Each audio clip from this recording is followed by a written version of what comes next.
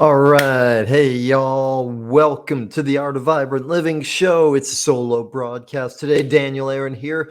I am your host, and I am excited to share with you about something that's really kind of radical. Well, what's not radical here is that this is about a book. And what we know is that leaders are readers. And personally, I am obsessed with reading. I have been since I was a little boy. I love reading. I love learning. And it's such an incredible gift to be able to tap into the minds, hearts, experiences, wisdom of other people. In this case, the book is Extreme Ownership by Jocko Willink and Leif Babin, two Navy SEALs, commanders. I'm not sure that's the right word. Pacifist, not really a military guy, me. So pardon me if I distort a little bit some of the nomenclature. First, though, the Art of Vibrant Living show. What is the art of vibrant living? Well, it is how to live in such a way that you are fully alive, thriving, right? My mission is to help millions of people live their lives in an extraordinary way, full of love, joy, and incredible vitality. And to do that, what's it take? Well, it takes all cylinders firing in the human system. That means physical vitality, right? Amazing physical energy and vitality, emotional thriving, the stories we tell, the outlook we have on the world. It also has to do with our relationship with time, our relationship with other people, our community, our significant other, our family, right? It also has to do with our livelihood, our work, our mission, what we do in the world, our financial situation, our financial freedom, right? As well as our spiritual life. And while physical is the bottom of that, because without, as how does the saying go? A healthy being, a healthy man, not just say it the way it's usually said, a healthy man has a million dreams. An unhealthy one has but one dream, right? So physical vitality and energy is the base of it all. At the top of that pyramid of vibrant living, though, is spirituality, gratitude, connection to source, connection to something bigger than us.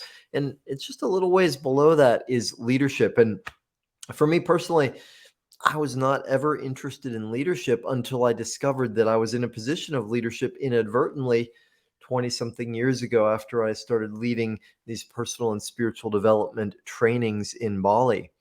And then I got obsessed with leading, learning about leading, learning how to do it well. So, this particular book, the title again, Extreme Leadership, it came across my radar just when it was released in 2017. And, I read another book about Navy SEALs in a way.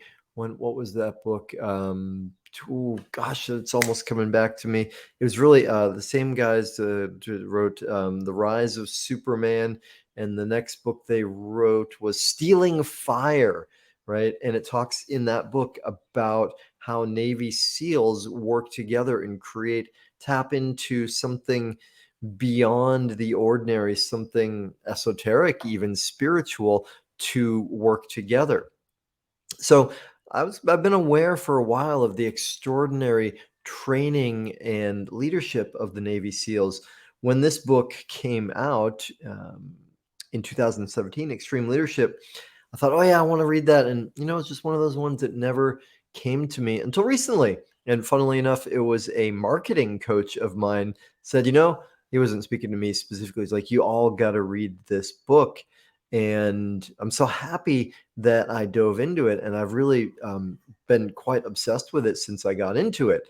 And as I'll share with you in a little bit, I have really mixed feelings about it, though, because, oh, by the way, let me pull up the comments over here. So what I will do is I will share a little bit about the book. The three key takeaways, what, in my opinion, what are the most important parts of this, the things that you can use in your life right now to up the quality, not only of your leadership, but the quality of your life. And in my early study on leadership, I came across this quotation, which I put into my book, The Art of Spiritual Leadership. because it was so profound. The quotation is the level of your leadership determines the quality of your life. No, I distorted it. That's not quite it. How did it?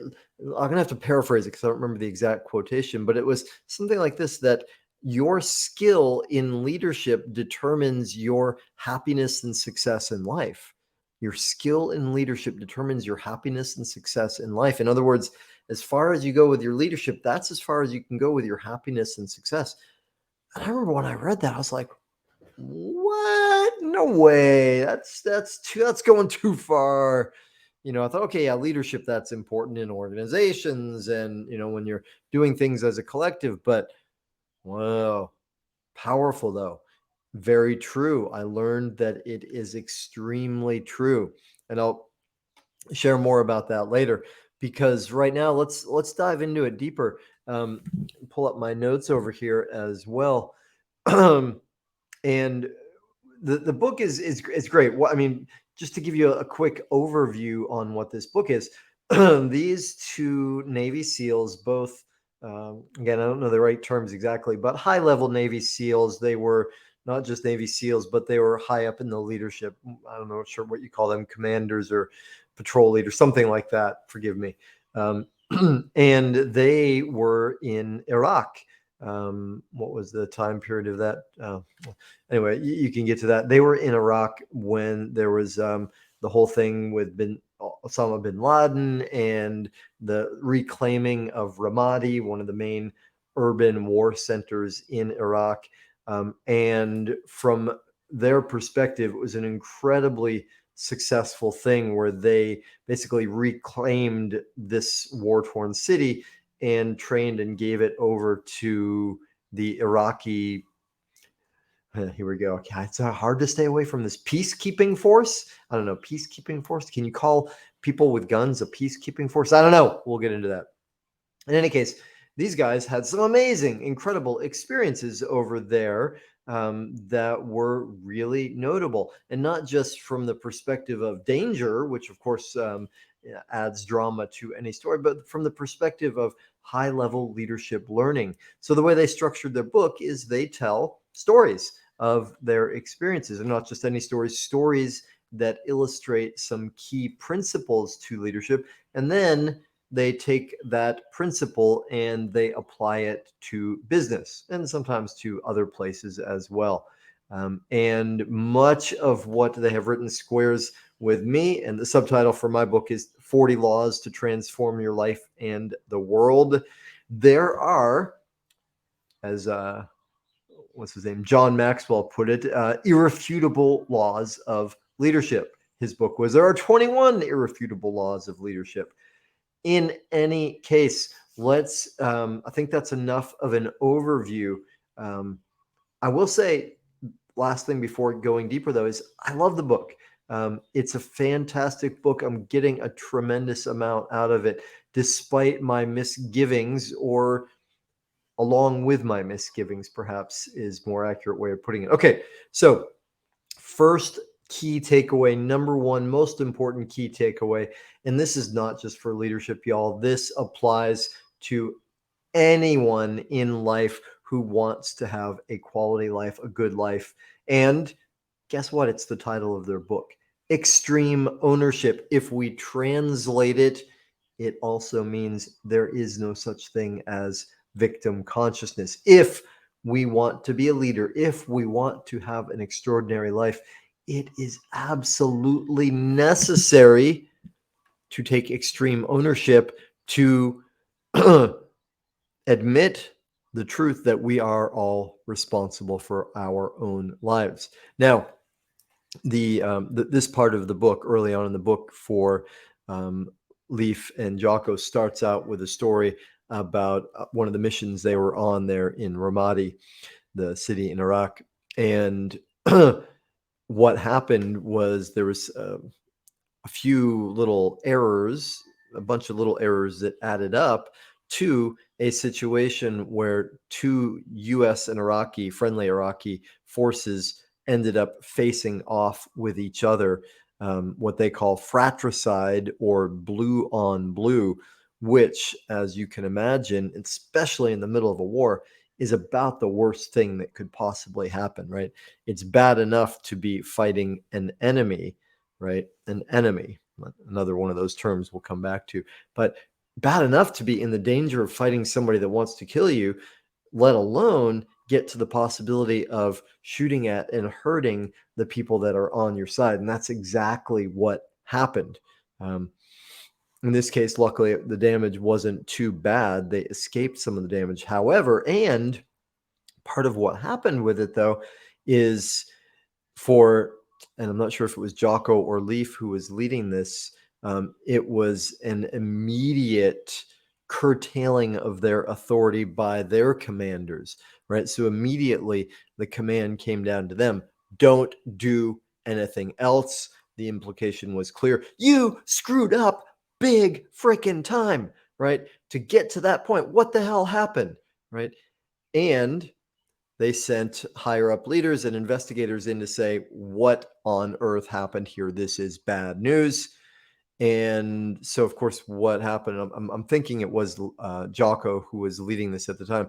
What he did at that point is start to inquire, how did this happen? And he talked to, this subordinate leader and this subordinate leader and this person in the field and this sideways commander and all these different people, and kind of piece together, okay, there was this mistake over here. This wasn't communicated over here. They thought this was going on, but they hadn't communicated over here. And so what he found is there were a slew of mistakes. And so what happened was, when they started I'm going to call it a tribunal. It wasn't a tribunal.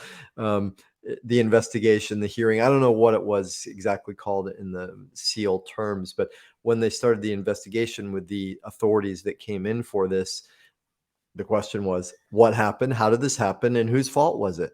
And to their credit, a bunch of the junior leaders said, it was my fault. I didn't take care of this thing I was supposed to do. I didn't report on this. I didn't communicate this over to here. And in each case, what Jocko, the author and the man who was in charge of it, what he did was say, thank you for speaking up, and no, it wasn't your fault. And finally, after about 3 of those, the lead investigator said, well, what's going on? Who's at fault? And he said, me. I was at fault because I was in charge of the mission, right?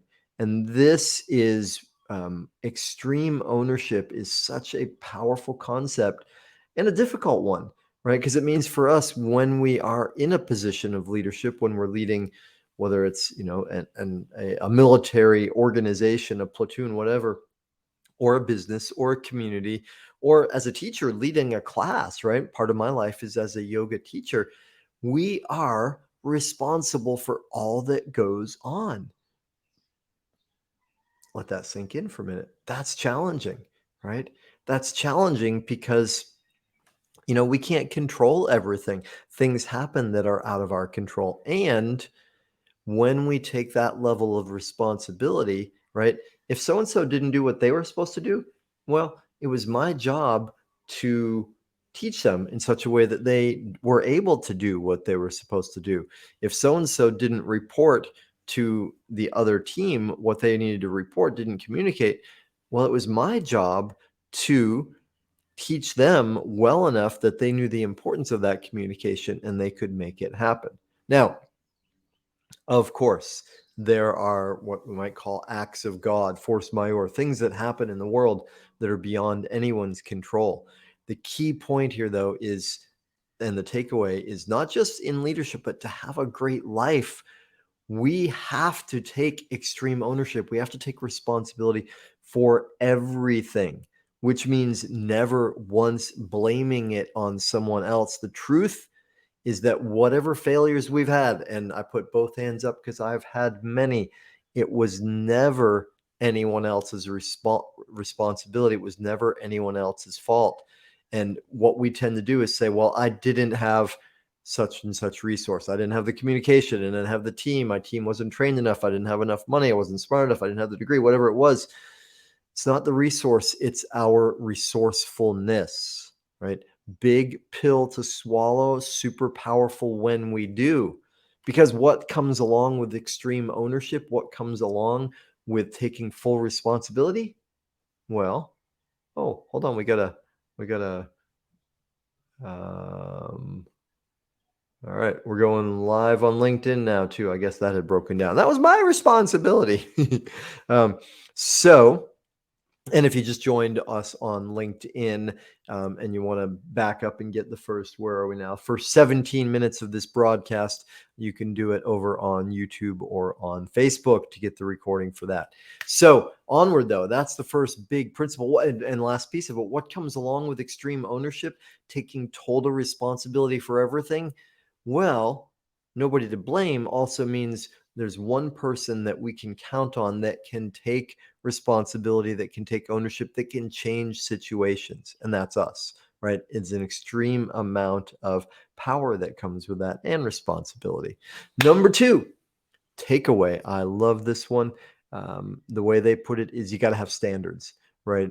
And I'm actually not going to say a lot about the way Jocko speaks about this because it reminded me so much of the brilliant, amazing quotation by Archilachus, Greek writer and poet, who said long time ago, we don't rise to the level of our expectations, we fall to the level of our training. Okay, let me say it again. We don't rise to the level of our expectations, we fall to the level of our training, right? Which is part of why when you get some insight into the Navy SEALs, part of what's so amazing and why they have this incredible mythos about them is their training is so severe, so brutal, right? And they tell some of the stories of the training in the book Extreme Ownership and how many, amazingly fit, strong mentally as well as physically guys and maybe women. I don't know actually about that. If you know, let me know. Are there women SEALs? That's something I've not ever even asked about. In any case, some very strong, wise, driven people who have many of the times trained for years just to get to the point of their basic training. The vast majority of them don't make it through the training because it's so severe, so strong. And that is a huge part of why they are so successful in what they are doing, right? Now, what's also very cool about this, and I'm going to just reveal now a little bit the disturbing part for me about this book, right? Now, personally, I love learning, and I know that when we have a learning cap on, when we are a student of life, when we are devoted to growth and awakening, million opportunities for learning all the time, everywhere we go. This book is no exception. In fact, it's a great example. There's so much that I have learned in the midst of this book. And when I said before, I'm a pacifist, part of what I mean is I have taken an oath to, I won't say do no harm because that's impossible. In the Sanskrit term is ahimsa, and it means, best translation I've come across now in 30 years is do the least amount of harm you possibly can. Do the least amount of harm you can. Because let's face it, we are going to do things unconsciously without meaning to that will hurt other people. I might walk through a glass door later today and not realize somebody was behind me and let it go and it bonks somebody in the head. I didn't mean to, but I know I'm going to do some harm, right? I speak for a living, and I say things sometimes that come across not in the way I intended, and it feels hurtful to somebody, right? I've done some harm. I didn't mean to. So, my oath, my passion, my swearing is that I will do as little harm as possible. And there, of course, there are some things that are beyond my control. One of them that's not, though, is physical violence, right? So I have taken an oath. Part of my oath is that I will not be physically violent. I became a vegetarian, was it 35 years ago, in part because I came to this realization that it doesn't make sense for me to love somebody and kill them at the same time. Those just don't square for me, right? And no, I'm not laying anything on anybody else about what your dietary choices are or the way you operate in life. This is what the realization was for me. So, coming to this book, Extreme Ownership, like, okay, there's something, of course, dramatic and exciting about hearing these war stories, right? And there's so much in here that's amazing examples of bravery and heroism, right? And I can learn to be more brave all the time in and apply that in my own life, not in a physical violence situation, but life, an extraordinary life, takes a lot of bravery. So I'm cruising through this book. Maybe it was chapter 3 or 4.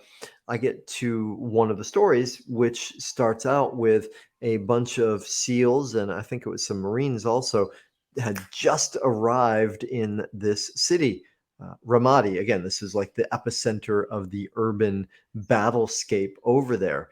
And, hairy, scary place it was. These guys had just arrived, and right after they arrived, like immediately their base got attacked. And so a whole bunch of them were not even prepared, anything, whatnot, didn't have all their military clothing on, their, flak jackets, all that stuff. They just ran up to the rooftop and pulled out their various levels of machine guns, and, they're starting to shoot everywhere. Not everywhere. They're shooting at the enemy, right? And let's rewind for a minute, though. The enemy. What does that mean? Well, of course, somebody whose interests appear to be in conflict with ours, someone who wants to do us harm. Okay. If we wind it back, though, to deeper spiritual truths, whether we look at it from the yoga perspective or any metaphysical perspective, there is no other, let alone enemy. And one of the great realizations of spiritual awakening is that perceived other is just us in another form. And what liberation is, what awakening is, what yoga is the realization of oneness, right? And when we come to those greater realizations, of course, there's no desire to harm other, because other is us. And of course, as we awaken to that oneness, part of what we realize is compassion, right? There is this instinctual desire to help, to do good, to support, in part because we know we're doing that for ourselves. That is ourselves. Any pain is our pain. So, but context, I'm looking at this situation, and these guys are, of course, worthy of great respect and appreciation. They're putting their lives on the line for what they believe to be important and true and right? Whether that's accurate or not is separate from the question of, do they deserve respect and appreciation? Of course they do, right? We live in a very primitive culture, society, level of evolution, right? How could it possibly be, y'all, that here we are, 2023, and we are still solving things, dealing with things, approaching things through physical violence and war? I mean, really? That's astounding, isn't it, if you think about that? I had the experience last year. My daughter, who's 14 at the time, and I were traveling through Puerto Rico, and we went to it's not a national park. I forget what they call it in a territory, but a place that used to be a fort, and it was from 500-600 years ago. It's amazing, cool piece of architecture, really. And it was this fort with these walls that were this thick, and it was right on this promontory outlooking the ocean. And part of why Puerto Rico had so much, how do you call it, military activity, and it was occupied by so many different countries over the years, is because it was a very strategic land spot, island spot out there, with its proximity to North America and to Europe and the Caribbean. So my daughter and I are having this tour of this old fort, which, it's cool. It was really interesting and fascinating. We're reading the placards, we're going through it. And it was like, could feel in some way the energetics of what it was like 500, 600 years ago, and seeing these old cannons and these cannonballs and picturing what it was like to be in this fort and duck down here and looking out through these little slits so you could shoot at the ships out there, and the ships are out there firing cannonballs back here. And at one point I turned to my daughter and I was like, Zeta, can you believe that, this is what we used to do? And she looked at me like I'm the biggest idiot on the planet, not for the first time, mind you. And she wasn't wrong in that moment, because this was March last year, and it was just shortly after the Russia-Ukraine war had broken out, and it was still getting a lot of press at that point. And I had to stop for a minute and got teary-eyed, like, we're still doing it, right? So lots of respect for these guys who were doing their job, right, in service of our freedom, right? That's the archetype, that's the energetic, that's the paradigm that they are living in. That's the paradigm that exists in most of the world and most of the US. So no criticism of them, plenty of criticism of that paradigm. That's another story, though. But part of what they shared in the book is, in that moment, these guys all scampered up onto the roof, some wearing flip-flops, t-shirts, had their machine guns out, and they're shooting. And then one of the comments came from somebody there, and it was a quotation. It said how excited he was because he'd done a whole tour of Iraq before, and he never got to shoot his machine gun. And they literally said how fun it was to shoot the machine guns, to shoot. And I just thought, wow, I understand, sorta, but that's really disturbing to me, that there's a part of us that still finds joy in shooting a gun that kills people, right? Especially a sophisticated one like that. Really disturbing. But hey, I'm not throwing the baby out with the bathwater. I appreciate it. And I am going to pause, though, because I've been on a little bit of a monological rant. We got second half of this takeaway still to go, and the third one coming up. So I will check over here. And Kelly Day asks the name of the book. And if you're still there, Kelly, the book is called Extreme Leadership, right? Extreme Ownership by Jocko Willink and Leif Babin. Beautiful, amazing book. Love it. So going back, though, to the second principle, standards, we talked about Archilochus's great statement that says we don't rise to the level of our expectations, we fall to the level of our training. Well, that to me also points to why spiritual training, yoga, meditation, or what I prefer to think of as creative dynamic inward process is so important, right?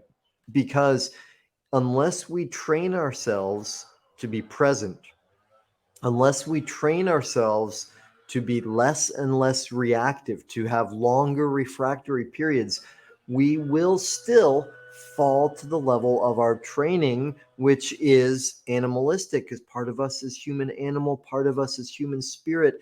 The human animal part will strike back, is always ready for a fight, is always defensive, it's survival oriented. We are evolving beyond that. We're evolving more and more into human spirit that knows oneness, yet we still carry with us that human animal part, which again is why spiritual practice, spiritual training is so vital for spiritual leaders, right? All kinds of leaders. And, what they're talking about in extreme ownership isn't spiritual leadership necessarily. It's leadership. And there's a lot to be learned from that. Let me reiterate for the 42nd time.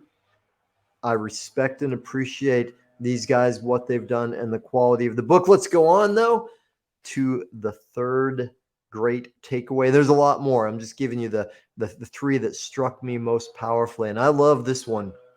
Um, in SEAL parlance, they call this prioritize and execute. Prioritize and execute. And this, for my fellow entrepreneurs, for people that lead families, for anyone in human life, is so important because there's so much coming at us all the time. There's so much for us to take care of. And the greater the complexity of our lives, the more there is to take care of, and the easier it is to feel overwhelmed, right? So prioritize and execute gets even better when it goes to what the training is for the SEALs on this. And it comes down to three expressions: relax, look around, make a call, right? Because what often happens when we think, I got to take care of this, and what about that? And there's that bill to pay over there, and I got to call the school, and this client needs my response, and oh, the bank is calling over here, and oh, the faucet is leaky. I got to take care of that. We start to have the things add up, and what do? What happens to our energy? Right? We start to get tense. Right? How am I going to take care of all these things? So what happens to our effectiveness at that point? It goes way down. So this is such a beautiful key point, and they give an amazing story in the book, and I won't try and do it justice here, but the story of a mission they were on in Ramadi that went kind of sideways, where despite their great planning, some things happened that they weren't expecting. Somebody fell through the equivalent of a trap door. They got locked out of a building. There was a bomb that was set to go off. So literally, like, the bomb is ticking. It could kill them. Now somebody's on the floor, incapacitated. They're stuck in this building. How are they going to get out? All of this is going on. Much more extreme than what goes on for us as a business owner, yet the same principle.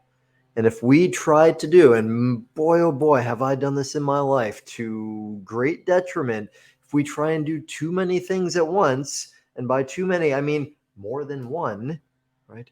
Then we reduce our effectiveness. We get stressed out. We do a poor job of it. So what's the answer? Relax, look around, make a call, right? And in business, entrepreneurship, that means I got to make a decision. And what goes with this is the beautiful wisdom of James Allen, right? His amazing spiritual book called As a Man Thinketh.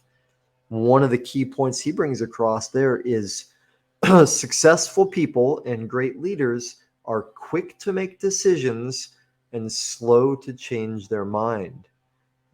And part of what comes with that, and then I'll wrap this up, part of what comes with that is a trust in life, right? That's the human spirit part of us, right? The human animal part that's in defense mode, that's in survival mode, is always saying, what could go wrong? What could go wrong? How am I going to mess this up? The human spirit's part says, well, we got eternity. So since we got eternity, we're just going to keep growing and learning. So from that perspective, make a decision, right? Just choose.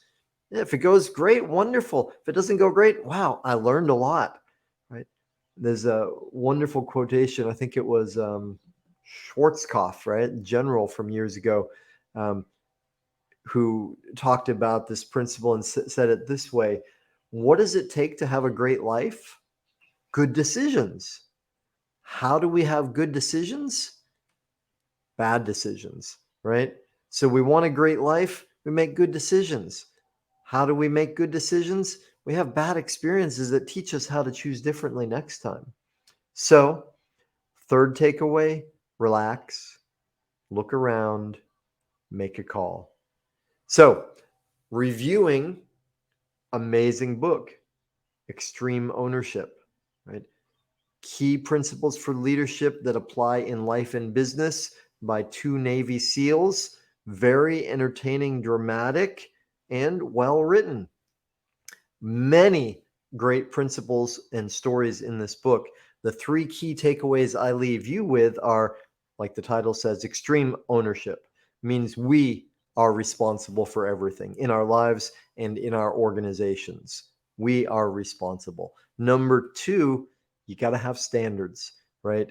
Leading isn't about preaching. It's not about what you say. It's about what you tolerate, right? So if you tolerate poor performance, as a yoga teacher, if you tolerate students doing things that are not helpful for their practice or destructive to the class, well, then you have set that standard.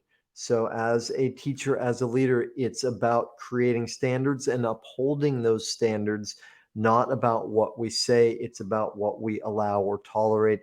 Third key takeaway, prioritize and execute, right? We just spoke about this. Relax, look around, make a call.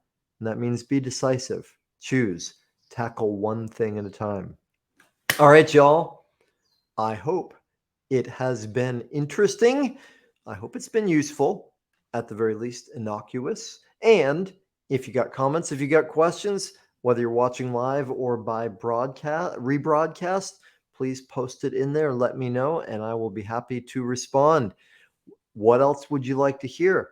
I'm doing more live broadcasts, and I would love to serve you best. We got book reports, we got interviews, we got teachings about yoga, life, leadership, spirituality, financial independence, financial freedom, passive income. What is most interesting to you? Because this is the Art of Vibrant Living show, and the art of vibrant living requires that all cylinders are firing, that we are moving into mastery in all the aspects of what it means to be human. All right, y'all. Thanks so much for tuning in. I'm your host, Daniel Aaron.